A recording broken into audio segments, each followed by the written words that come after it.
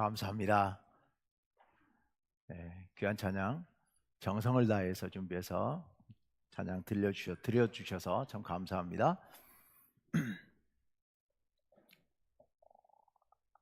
어젯밤에 부부싸움 하신 분들 계세요?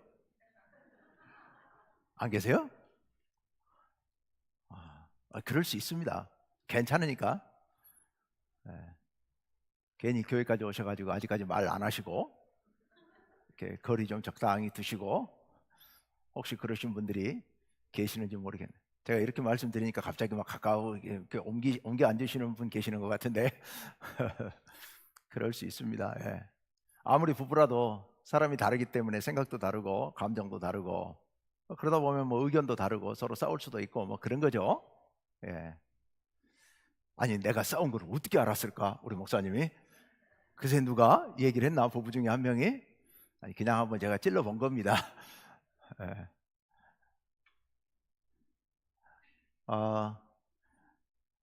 싸울 수는 있습니다. 근데 오래 가지는 마십시오. 얼른 화해하시고 서로 풀고 이렇게 함께 살아야죠.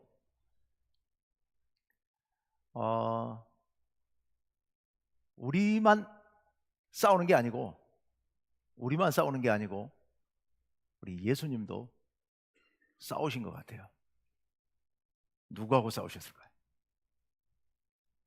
예수님께서 가장 사랑하시는 제자 베드로하고 한바탕 크게 큰 충돌이 있었습니다. 이게 오늘 본문 말씀 바로 앞에 있는 이야기입니다. 예수님과 베드로가 제대로 한번 꽝 부딪힌 그런 이야기예요. 무슨 얘기냐면 예수님께서 갈릴리에서 오랫동안 3년 동안 사역을 하시다가 이제 마무리 짓고 예루살렘으로 이제 올라가시죠. 예루살렘에 올라가서 한 일주일 정도 계시다가 십자가에 달려 돌아가시거든요. 일주일 안 되는 시간. 그런데 그렇게 하시기 전에 예루살렘으로 올라가시기 전에 예수님께서 제자들을 거느리고 요즘 말로 하자면 졸업여행을 가신 겁니다. 어느 쪽으로 가셨냐면 갈릴리에서 더 북쪽으로 쭉 올라가면 갈릴리 호수 북쪽으로 한참 더 올라가면 헐몬산이라고 하는 높은 산자락 밑에 빌립보 가이사리아라고 하는 아주 좋은 도시가 있습니다. 그 도시 지역으로 제자들과 함께 여행을 떠나신 겁니다. 근데 거기 가서 같이 제자들과 함께 길을 걷다가 예수님께서 제자들을 돌아보시면서 이런 질문을 하십니다.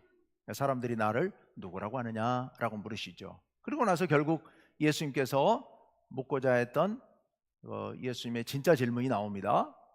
너희는 나를 누구라고 하느냐라고 예수님께서 물으셨죠. 그랬더니 베드로가 제자들을 대표해서 대답합니다. 그리스도십니다.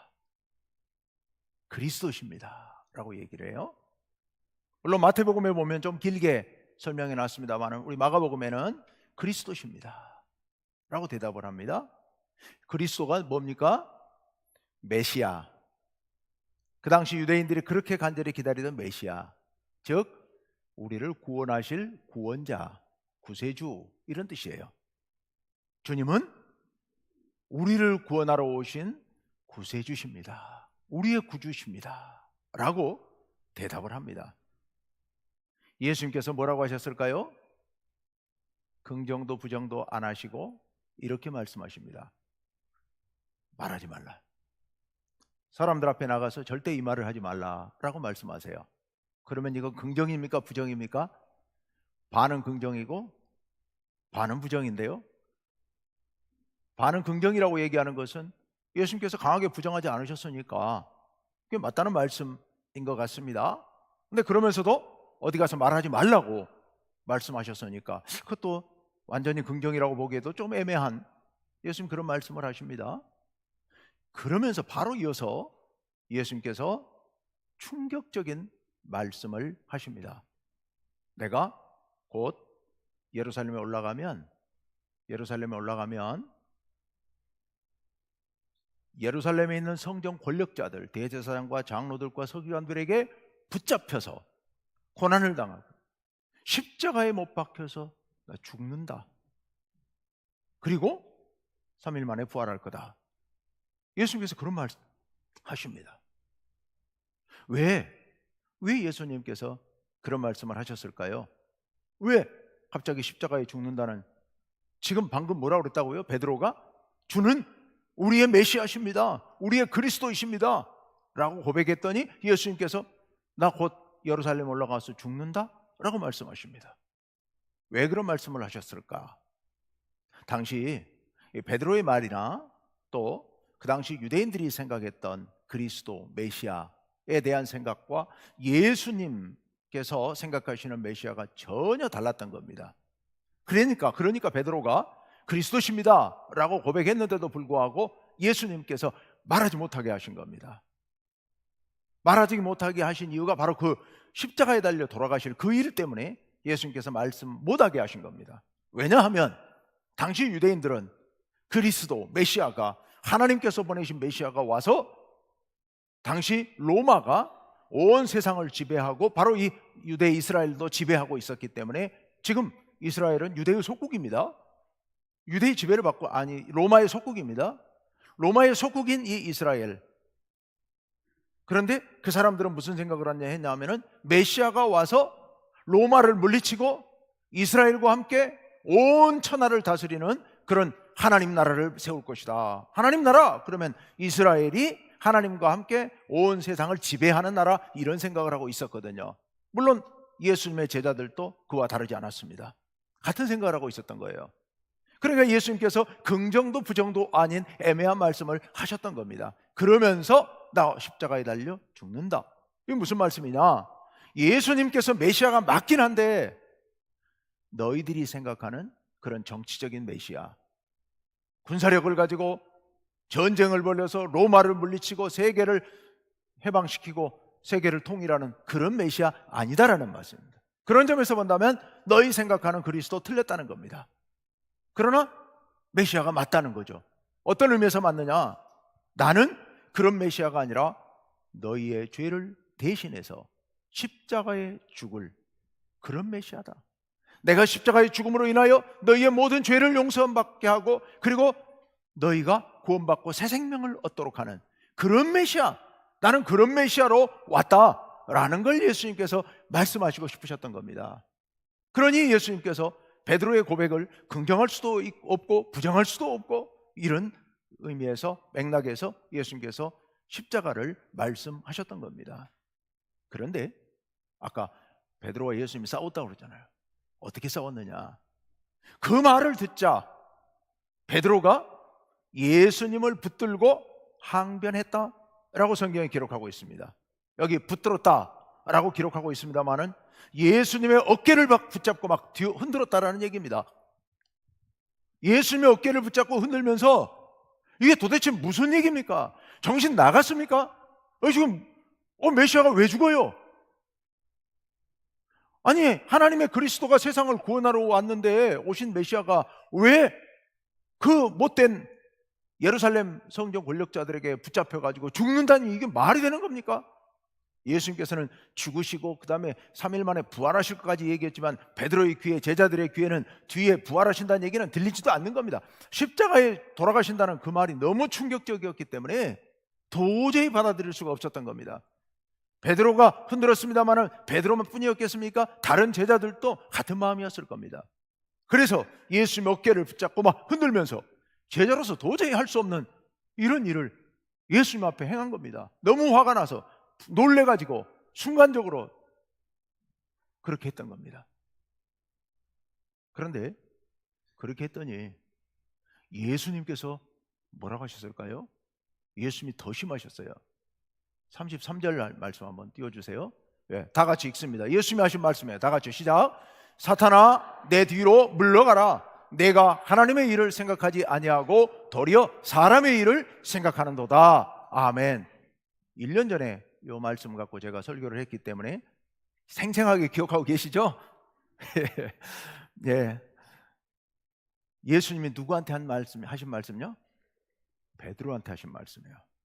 베드로한테 뭐라고 그랬다고요? 이 사탄아. 와, 정말 어떻게 이렇게 막말을 하실 수가 있나? 이거 폭언이죠. 사탄아, 내 뒤로 물러가라. 네가 하나님 일을 생각하지 않고 사람의 일을 생각하는도다. 예수님은 폭언을 하신 거예요.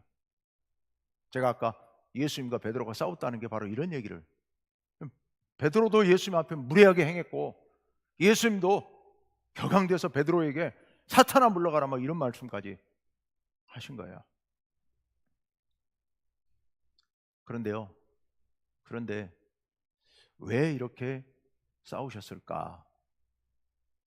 그 다음 이야기가 오늘 이제 본문 말씀인데요, 그 다음에 예수님께서 하시는 말씀이 있습니다. 그 다음에 뭐라고 말씀하시느냐? 34절 말씀입니다. 다 같이요, 시작. 무리와 제자들을 불러 이르시되 누구든지 나를 따라오려거든 자기를 부인하고 자기 십자가를 지고 나를 따를 것이니라. 아멘. 여기 따른다, 따라온다, 요건 제자가 된다, 이런 뜻입니다. 그럼 지금 눈앞에 누가 있어요? 제자들이 있어요. 12명의 제자들이 있어요. 그 제자들을 향하여 너희가 진짜 내 제자라면, 이런 뜻입니다. 너희가 진짜 내 제자라면 그러면 너희를 부인하고 자기 십자가를 지고 내 제자가 되어야 된다. 내 뒤를 따라야 된다. 와, 정말 감당할 수 없는 말씀을 하시죠. 예수님께서 십자가에 달려 돌아가신다는 얘기도 너무 충격적이어서 베드로가 막 이성을 잃고 예수님 어깨를 흔들었는데, 예수님 뭐라고 하시냐면 나뿐만 아니라 너희도 그래야 된다. 너희도 십자가에 죽어야 된다. 충격적인 말씀인 거죠. 자, 여기서 자기를 부인한다는 게 무슨 뜻이냐? 자기 인생을 다 버린다는 뜻입니다. 내 인생을 다 포기하고 버리는 거예요. 우리 사람은 미래의 계획과 희망을 갖고 살아가잖아요. 우리가 인생의 계획이 있습니다. 앞으로 우리가 어떻게 살아야 되겠고 어떻게 됐으면 좋겠고 하는 소망을 갖고 살아갑니다. 그런데 자기를 부인한다는 얘기는 그런 것들을 다 포기한다는 얘기입니다. 다 내려놓는 거예요. 내 계획, 내 꿈, 내 소망 다 포기하고 내려놓는 거예요. 그리고 예수님을 따라야 돼요. 그런데 어떻게 따르냐? 자기 십자가를 지고 나를 따를 것이니라.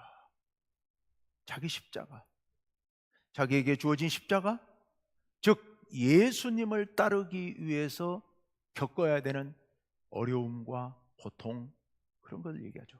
근데 여기 십자가를 진다는 얘기는 예수님께서 십자가를 지셨잖아요. 빌라도 법정에서 사형 선고를 받고 당신이 매달리실 나무 십자가를 어깨에 메고 예수님 사형장까지 끌려가셨거든요. 그걸 얘기하거든요. 근데 끌려가시기만 한 겁니까? 거기 십자가를 지고 끌려간다는 얘기는 죽는다는 얘기예요. 결국 십자가에 매달려가지고 죽는다는 얘기예요.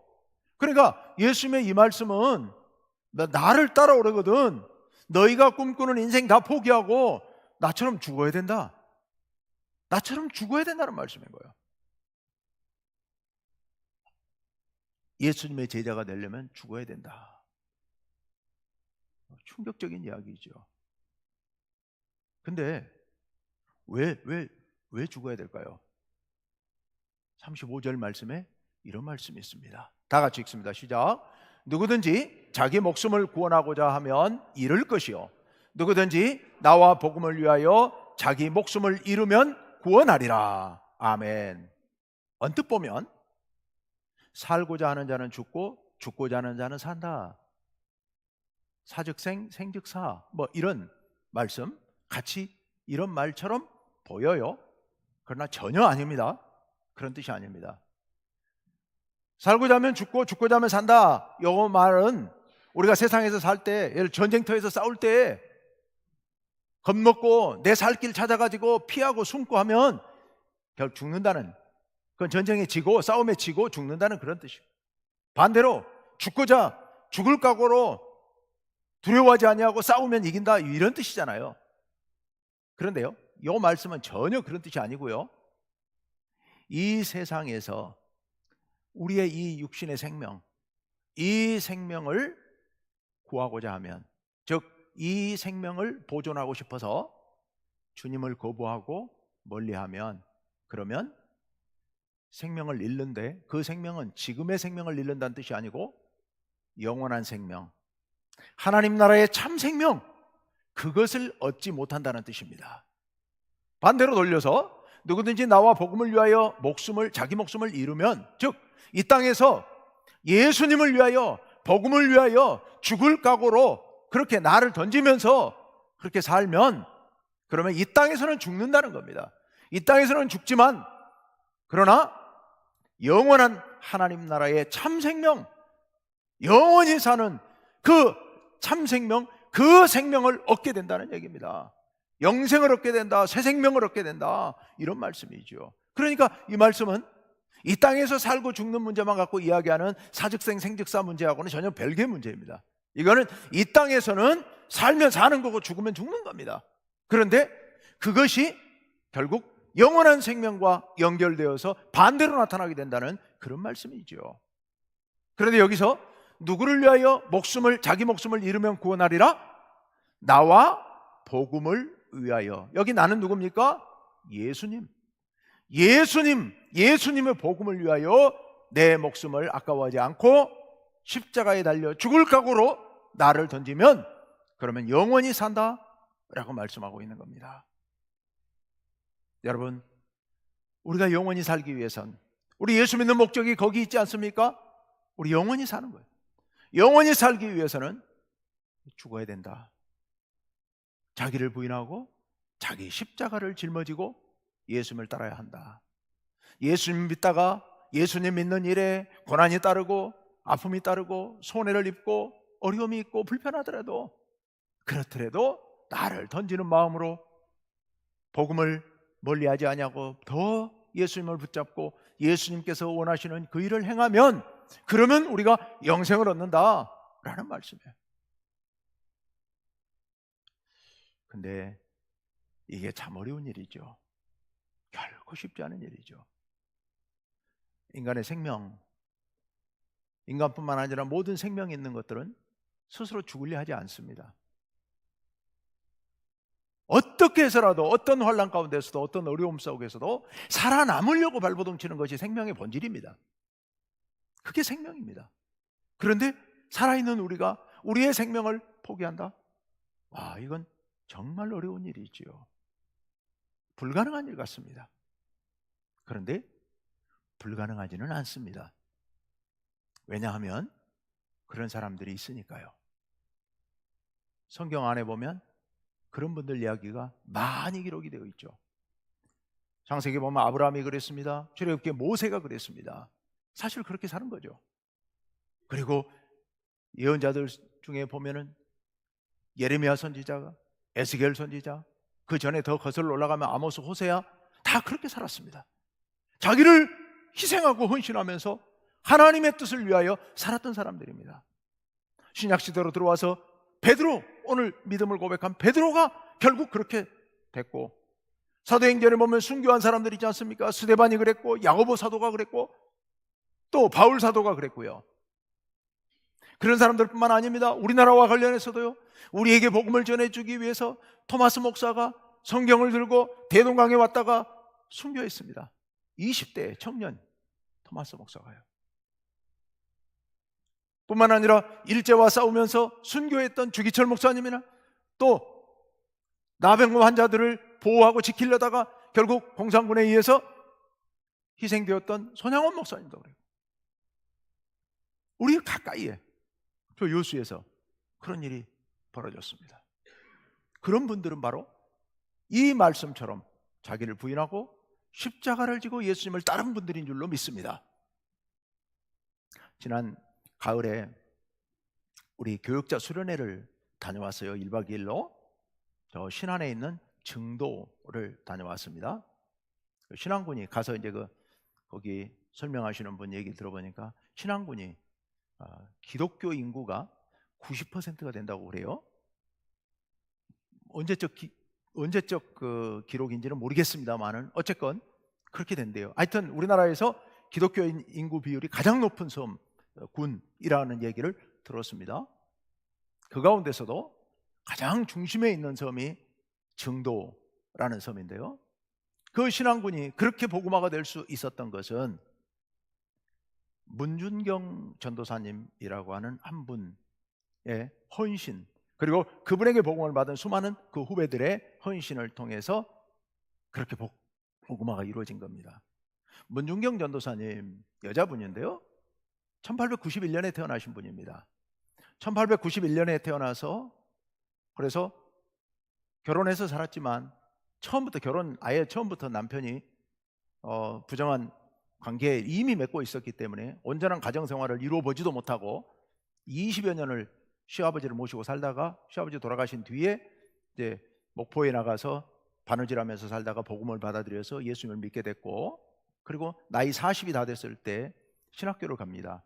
신학교로 가서 교육을 받고 전도사님이 되었죠.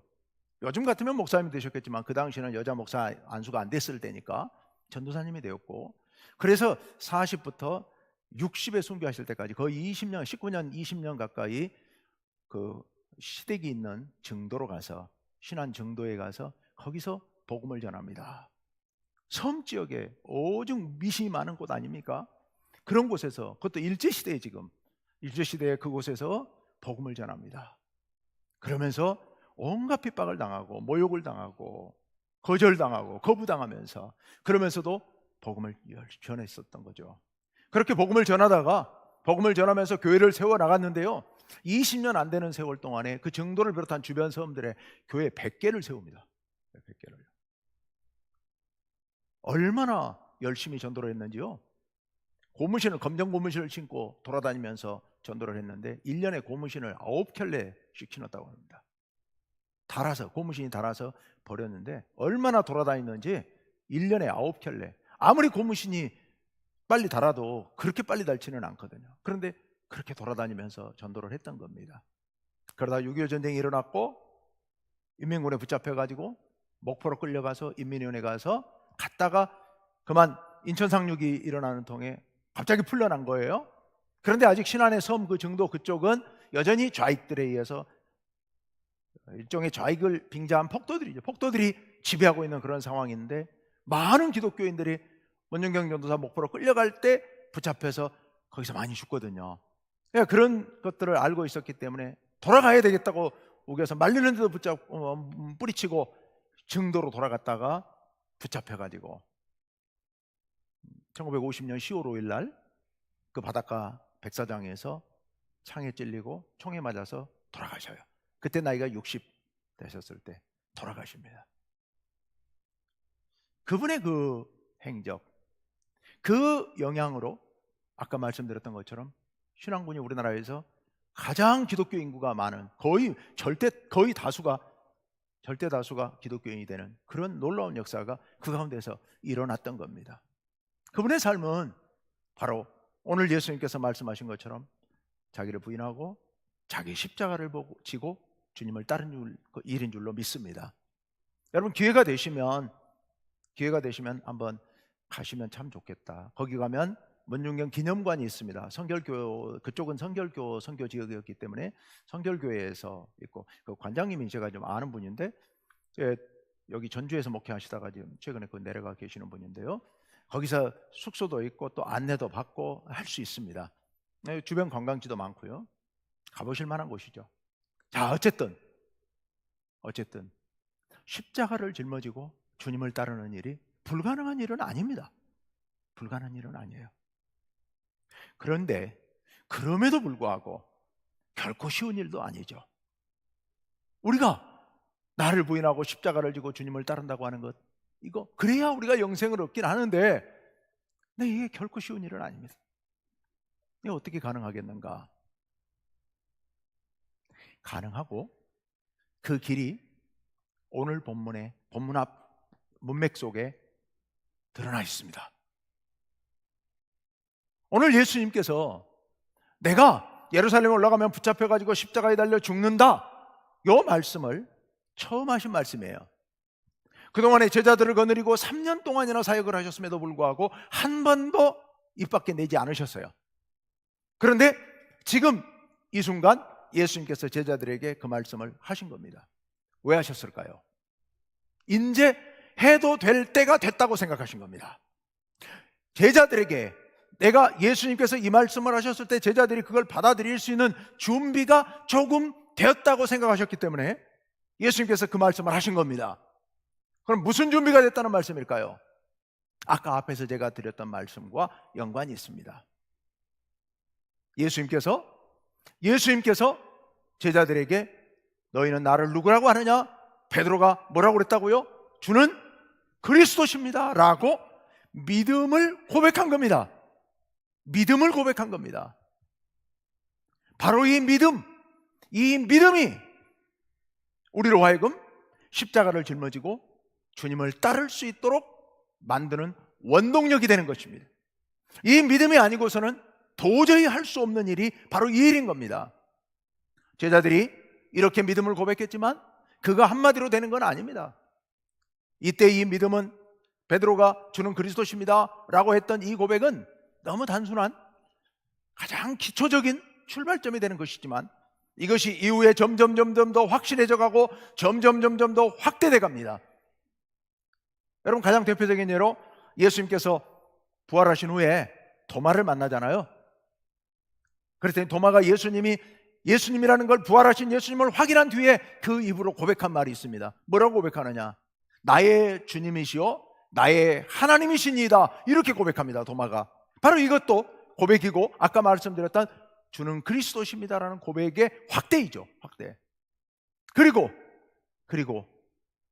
예수님께서 요한복음 21장 말씀 15절 이하에 갈릴리 디베라 바닷가에서 예수님께서 제자들과 만나서 생선과 떡을 나누시다가 베드로에게 물으시잖아요. 베드로야, 네가 나를 사랑하느냐? 베드로가 뭐라고 대답합니까? 주여, 내가 주님을 사랑하는 줄 주님께서 아시나이다. 몇 번이나 얘기를 합니까? 무려 3번씩이나 예수님 물으셨고 그에 대해서 그렇게 답변합니다. 이건 역시도 아주 중요한 신앙의 고백인 겁니다. 주님을 사랑합니다. 주님을 사랑합니다. 그랬더니 예수님께서 뭐라고 말씀하세요? 내 양들을 돌봐라. 내 양들을 치라. 이렇게 예수님께서 말씀하셨죠. 바로 이 믿음의 고백을 통하여서 제자들은 예수님의 뒤를 따를 수 있는 준비가 되어가고 있었던 겁니다. 여러분, 우리가 주님을 따를 수 있는 유일한 출발점, 유일한 근거는 믿음입니다. 믿음. 믿음이 뭡니까? 믿음. 내가 예수님을 믿습니다. 그게 믿음이냐? 맞죠? 그렇지만 그건 단순한 얘기이고요. 믿음은 훨씬 더 깊은 겁니다. 우리가 무엇을 믿는데요? 여러분, 창세기 15장, 창세기 16장 5절 말씀에 보면 이런 말씀이 있습니다. 15장 6절 말씀 다 같이 한번 읽습니다. 시작. 아브라함이 여호와를 믿으니 여호와께서 이를 그의 의로 여기시고. 대단히 중요한 말씀입니다. 이 말씀은 뒤에 로마서에서도 또 갈라디아서에서도 자주 언급되는 중요한 말씀이에요. 그런데요, 아브라함이 여호와를 믿으니 여호와께서 이를 그의 의로 여기셨다라고 말씀하고 있습니다. 이게 지금 무슨 일이냐? 하나님께서 밤에 자는 아브라함을 깨우셔요. 그리고 이러저런 말씀을 하시면서 아브라함 보고 밖으로 나오라 그래가지고 밖으로 데리고 나가십니다. 그리고 하늘을 봐라, 하늘에 수많은 별들을 봐라. 하늘에 쫙 하얗게도 펴있는 그 별을 보면서 네가 저 별들을 셀 수 있다면 네 후손을 네가 셀 수 있을 것이다 라는 그런 말씀하시죠. 네 후손이 저 하늘의 별보다 더 많아지게 될 것이다 라고 말씀하십니다. 그랬더니 바로 이 말씀이 뒤따라옵니다. 아브라함이 여호와를 믿으니 여호와께서 이를 그의 의로 여기셨다. 근데 여러분 잘 보세요. 이 말씀을 유심히 보세요. 아브라함이 뭘 믿었어요? 여호와를 믿었어요. 언뜻 생각하면 아브라함이 하나님의 말씀을 믿었다고 착각할 수 있습니다. 아브라함이 하나님의 약속을 믿었다고 생각할 수 있습니다. 그런데 하나님의 말씀을 믿거나 약속을 믿은 게 아니라, 물론 말씀과 약속이 포함되어 있지만 여호와를 믿은 겁니다. 여호와를, 하나님을 믿은 거지. 그러니까 하나님을 믿었기 때문에 하나님께서 하시는 모든 말씀을 당연히 믿는 겁니다. 당연히 믿는 거예요. 하나님을 신뢰한 겁니다. 우리가 예수님을 믿는다는 것은 단지 예수님께서 우리에게 주신 약속 그거 믿는다는 뜻이 아닙니다. 그 뜻을 훨씬 뛰어넘어서 우리가 예수님을 믿는다는 것은 예수님을 믿는 겁니다. 예수님의 인격을 믿는 거고, 예수님을 신뢰하는 것이고, 예수님을 사랑하는 겁니다. 예수님을 신뢰하고 예수님을 깊이 깊이 사랑하는 것, 이것이 믿음입니다. 이게 믿음이에요. 베드로가 주는 그리스도십니다 라고 고백했을 때, 그 고백은 주님이 하나님께서 보내신 메시아이심을 믿는다 라는 그런 단순한 말인 것 같지만, 왜 아까 베드로가 디베랴 바닷가에서 예수님께 고백했던 것처럼 예수님의 존재를 믿는 것이고, 예수님을 사랑하는 것입니다. 예수님을 깊이 사랑하는 겁니다. 그 힘으로 우리가 십자가를 짊어지고 주님을 따를 수 있는 겁니다. 어떻게 그 믿음만으로 십자가를 지고 주님을 따를 수 있을까요? 여러분, 그게 가능합니다. 어떻게 그게 가능할까요? 우리가 인생을 살면서 어려운 문제들을 헤쳐나갈 때 혼자는 너무 힘들죠. 하지만 옆에 누군가가 나를 지지해 준다면, 옆에서 누군가가 나를 응원해 준다면, 전적으로 내 편이 되어 준다면, 그러면 용기를 내서 그 문제를 헤쳐나갈 수 있습니다. 우리가 십자가를 짊어지고 주님을 따르는 일, 인간적으로는 도저히 안 될 것 같고 불가능할 것 같지만요, 예수님을 뜨겁게 사랑하고 예수님을 신뢰하고 하나님을 사랑하고 하나님과 한마음 한뜻이 되면요, 예수님께서 우리를 지지해 주시고 지원해 주시고 응원해 주시고 내 편이 되어 주셔서 우리에게 용기를 북돋아 주시고 이렇게 세워주시기 때문에 가능한 줄로 믿습니다. 예수님이 우리 편이시라면, 예수님께서 내 편이 되셔가지고 내 옆에 서서 나에게 힘과 용기를 불어넣어 주신다면, 힘들지만 십자가를 짊어지고 주님의 뒤를 따를 수 있을 줄로 믿습니다. 그것이 바로 주님을 따르는 길이고, 그것이 참 생명의 길입니다. 여러분, 우리 인간적으로 생각해서 우리 인간적인 능력으로, 우리의 인간의 의지로는 도저히 못합니다. 어림없는 일입니다. 우리가 예수 믿으면서 나를 희생하고 나를 양보하고 참고 인내하고 쉽지 않은 일이죠. 이웃 사람들과 그냥 성질 같아서는 한바탕 그냥 멱살 잡고 그 다음에 어찌됐든 한바탕 하고 싶지만, 예수님 때문에 우리 참잖아요. 참다 보면 막 스트레스가 쌓이기도 하고, 때로는 어떤 일로 인해서 막 우울해지기도 하고 화가 나기도 하고, 그렇지만 우리는 우리 예수님께서 그 모든 것을 이해하시기 때문에, 우리 하나님께서 그 모든 상황을 인정하시고 우리 옆에서 우리를 응원해 주시고 우리의 마음을 다독여 주시고 우리를 이해해 주시기 때문에 우리가 용기 내서 힘내서 또 참고 나아갈 수 있을 줄로 믿습니다. 여러분, 이것이 믿음입니다. 믿음. 예수님을 깊이 사랑하고 예수님을 깊이 신뢰하면서 하나 되어서 예수님과 한마음 한뜻 되어서 하나님과 한마음 한뜻 되어서 살아가는 인생, 그것이 믿는 사람들의 인생인 줄로 믿습니다. 그런 인생은 어떤 상황에서도 흔들리지 않습니다. 넉넉히 승리하게 될 줄로 믿습니다. 십자가의 길이 힘들지만 이길 수 있습니다. 그리고 그로 인하여서 우리는 참 생명을 누릴 수 있습니다. 영원한 생명, 하나님 안에서 풍성한 삶을 누리게 될 줄로 믿습니다. 우리 용기를 내서 주님을 더 깊이 사랑하고 주님을 더 깊이 신뢰하면서 주님과 한마음 한뜻 되어서 함께 걸어가시는 여러분의 인생, 그래서 영원토록 승리하시는 여러분의 인생 되시기를 간절히 바랍니다. 함께 기도합시다.